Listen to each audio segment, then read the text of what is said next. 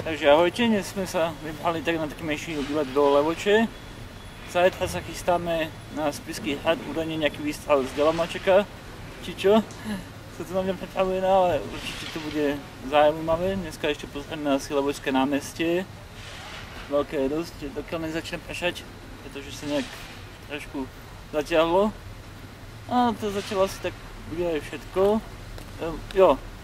Tej fotografické súťaži sa vrátim, tá samozrejme stále beží. Stále môžete poslať fotografie. Samozrejme nie také, ako niekto poslal na Facebook, že? Odteraz budú podliehať nejaký problém? Odteraz budú podliehať prísnej cenzúre.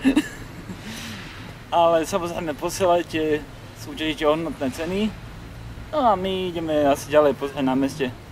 OK, takže toľko zatiaľ z Levoče, zajtra sa ohlasím zo Spišského hradu. Čaute.